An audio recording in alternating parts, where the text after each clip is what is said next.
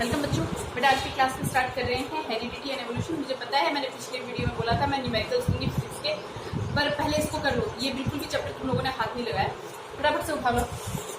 Heredity क्या होता है? देखो, पेरेंट्स से जो गुण है ना ऑफस्प्रिंग में जाते हैं, बच्चों को मिलते हैं, that is the transmission of characters.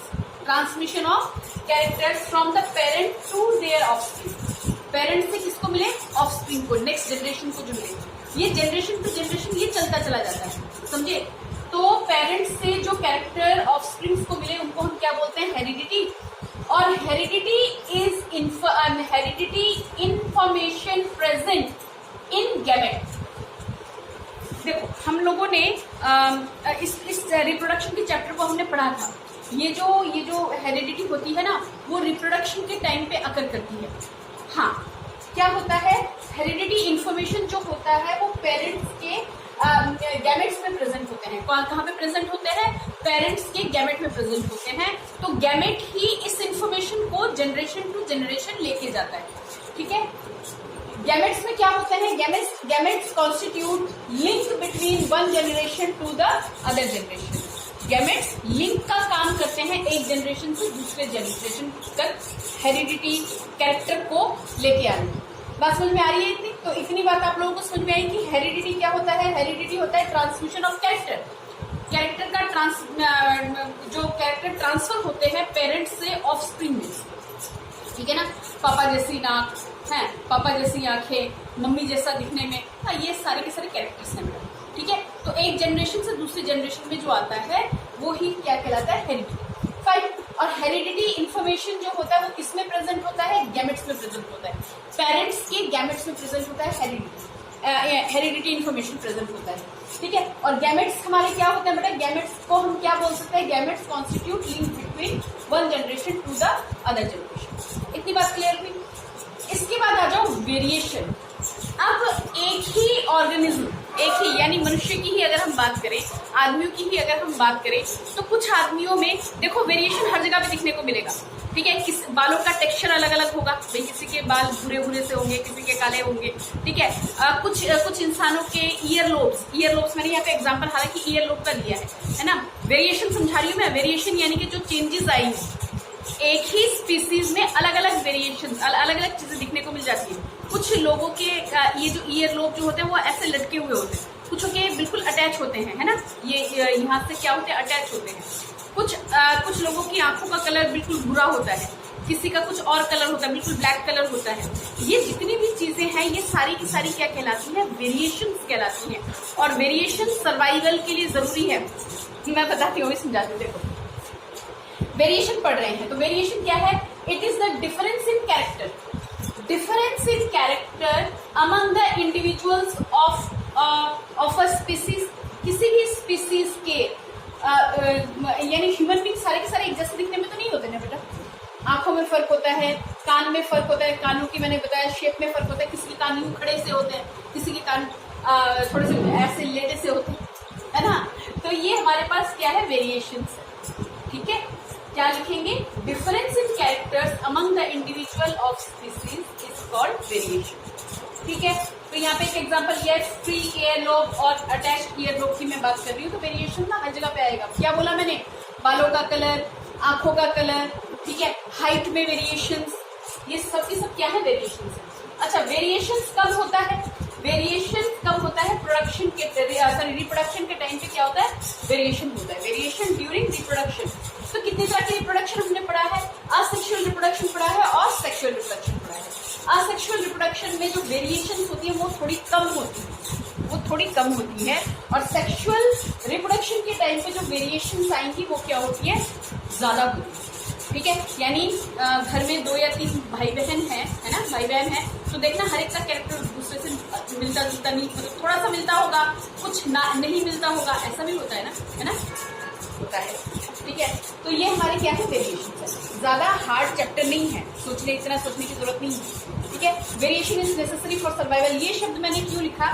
ये जो वेरिएशन होता है ना बेटा, ये सोचो आपके बुक में शायद इस तरह से दिया हुआ है कि मान लो 2 बैक्टीरिया है, एक ही एनवायरनमेंट में पैदा हुए, ठीक है।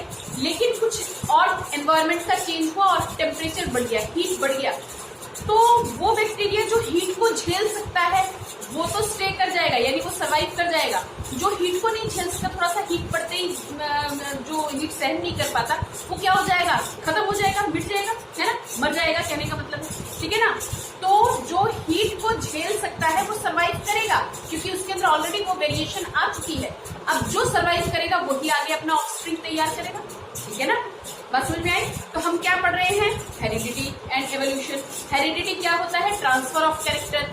कैसा ट्रांसफर, जो पेरेंट्स से बच्चों को जो कैरेक्टर्स मिलते हैं, ठीक है, वो हमारे पास क्या हुआ, हेरिडिटी। हेरिडिटी मैंने बताया कि हेरिडिटी इन्फॉर्मेशन किसके पास मौजूद होता है, कौन इस चीज को आगे लेके जाता है, गैमेट्स, ठीक है। रिप्रोडक्शन के टाइम पे मैंने गैमेट्स या सेक्स सेल आपको पढ़ाए हुए हैं, है ना। तो गैमेट्स क्या करते हैं, इसी इन्फॉर्मेशन को, यानी पेरेंट्स से जो इन्फॉर्मेशन मिला, ठीक है, वो लेके गए ऑफस्प्रिंग, ठीक है। और ऑफस्प्रिंग जो है भैया, वो ऑफस्प्रिंग अपने पेरेंट्स के फीचर से मिलता जुलता आया, ठीक है। हाँ, अब इसमें क्या हो जाएगा, वेरिएशन हो जाएगा। इसमें क्या हो जाएगा, वेरिएशन हो जाएगा, यानी जो डिफरेंस ऑफ कैरेक्टर आ जाएगा, दैट इज वेरिएशन, ठीक है। इतनी बात समझ में आई? तो कुछ इंपॉर्टेंट टर्म सॉल्व कर लो, कल की क्लास में कुछ और इसको हम आगे देखेंगे, ठीक है। कुछ इंपॉर्टेंट डेफिनेशंस देख लीजिए। ओके बच्चों, थोड़ा टाइम बचाने के लिए मैंने बहुत ज्यादा लिख दिया, पर आप यहाँ से देखिए। कुछ इंपॉर्टेंट टर्म्स, क्रोमोसोम्स। क्रोमोसोम्स क्या होते हैं, it is the thread like structure in the nucleus of the cell. हमें पता है ना, ह्यूमन बॉडी जो है वो सेल से बनी हुई है। अरे कोई भी एनिमल बॉडी लोगे, किससे बनी हुई है, सेल से बनी हुई है, ओके। तो हमारे पास हम ये जानते हैं कि जो बॉडी है वो सेल से बनी हुई है, और सेल के अंदर एक क्या होता है, न्यूक्लियस होता है, ठीक है। तो क्रोमोसोम क्या होता है, थ्रेड लाइक स्ट्रक्चर, पतले पतले धागों जैसी संरचनाएं, बनावट, धागों जैसी बनावट, which present in the nucleus of a cell formed of DNA which carries the genes। नहीं समझ में आया, डेफिनेशन को एज इट इज याद करो, मैं अभी समझाती हूँ इसको। देखो ये हमने क्या ले लिया, हमने एक सेल ले लिया, ठीक है। ये हमने क्या ले लिया, एक एनिमल सेल ले लिया। एनिमल सेल के अंदर क्या है, न्यूक्लियस, और न्यूक्लियस के अंदर ये जो देख रहे हैं ना, ये और अच्छे से बताती हूँ, ये जो देख रहे हैं आप, इस तरह से पतले पतले से ऐसी धागे जैसी होती है, ऐसा लपेटा हुआ गुच्छा जैसा लगता है, धागे जैसा, वही क्या होता है, डीएनए। अगर उस डीएनए को हम खोल के देखें, मतलब ये जो ये पतले पतले धागों जैसा ना, इसको अगर हम खोल के देखें तो कुछ ऐसा दिखेगा, ऐसा लंबा सा ऐसा दिखेगा, ठीक है। ये कुछ ऐसा दिखेगा, देखो दिख रहा है, ऊपर भी एक पतला सा धागा, नीचे भी एक पतला सा धागा, ऊपर नीचे ऐसे पतले पतले से जो धागे हैं ना, ये डबल होते हैं। दैट्स व्हाई डीएनए को हम एनिमल डीएनए को जो हम बोलते हैं, वो हम बोलते हैं डबल स्ट्रैंड डीएनए भी बोला जाता है, ठीक है। अब इसके ना इस तरह के सेक्शंस होते हैं, इसके इस तरह के सेक्शंस होते हैं। इतनी बात समझ में आई? सेल, ह्यूमन सेल हमने लिया, ओके। अब इस सेल के अंदर क्या है, न्यूक्लियस, और न्यूक्लियस के अंदर क्या पाया जाता है, डीएनए। डीएनए पतले पतले ऐसे धागों जैसे होते हैं, अगर हम इसको खोल के देखें ना, लगभग 2 मीटर के आसपास, हाँ बहुत लंबा होता है, ठीक है। तो ये हमारे पास डीएनए होता है, डबल स्ट्रैंड के ऊपर नीचे से पतले पतले धागों जैसा होता है। अब देखो क्या होगा, हमने जब आप लोगों को रिप्रोडक्शन पढ़ाया था, तो उस वक्त पढ़ाया था कि सेल क्या होते हैं, डिवाइड होते हैं।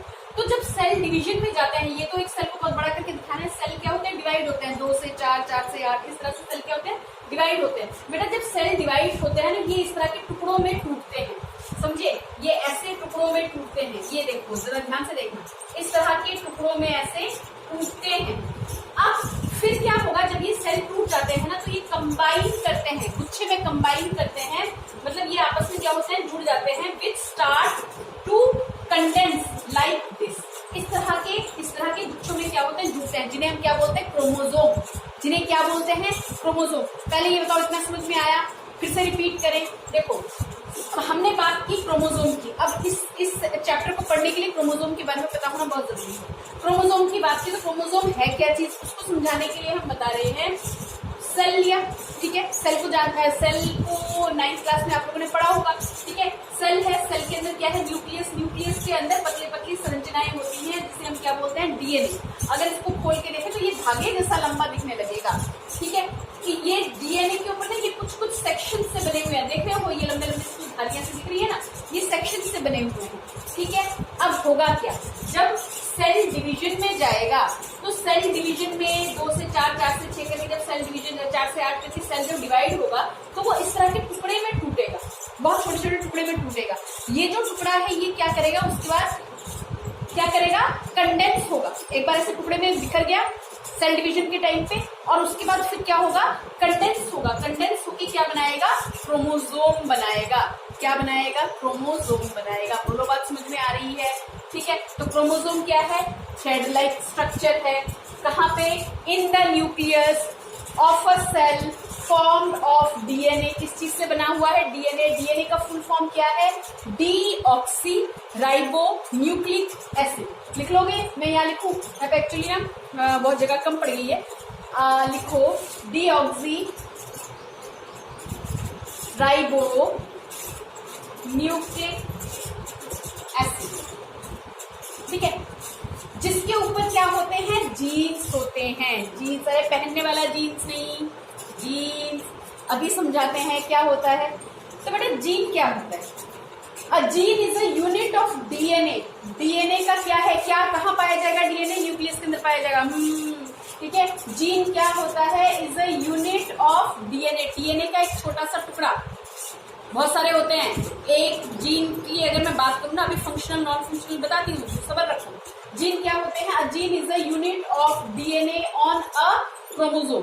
क्रोमोसोम के ऊपर एक उसका एक छोटा टुकड़ा जो होगा, a unit, a gene is a unit of DNA on chromosome which governs the synthesis of one protein.